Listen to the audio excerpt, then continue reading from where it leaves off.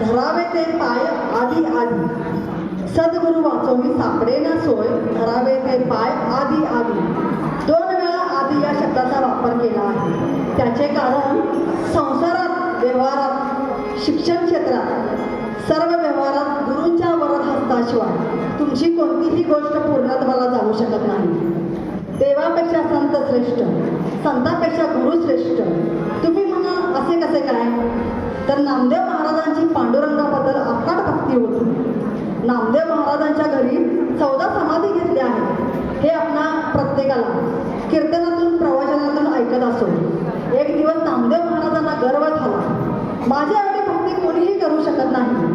त्यावेळी विसोबा खेचर यांनी त्यांची परीक्षा घेतली. त्यात ते हार मानले. त्यानंतर नामदेव महाराजांना उपरती झाली आणि विसोबा खेचर यांना शरण आले. त्याच वेळी ते खरे संत ठरले. हाच विचार आणि हाच पाया श्री संत मीराबाई यांनी हृदयाशी घट्ट पकडून त्यांनी आपल्या पायोजी महिने रामरत्न धन पायो, पायोजी महिने रामरत्न धन पायो या अभंगातून नितांत सुंदर असे गुरूंचे महत्त्व पटवून दिले आहे. आणि सत्याची नाव पहिलं तरी गाठण्याचे काम कोण करत असेल तर फक्त आपले गुरु आणि गुरुच करू शकतात. मी गुरूंच्या भक्तिरसात इतके भारावून गेलो की भवसागर ही मला ठिका पडला.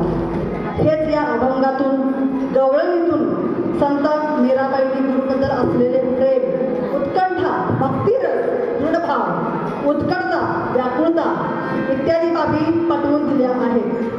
तेच आम्ही या अभंग व गवळणीतून सादरीकरण करीत आहोत.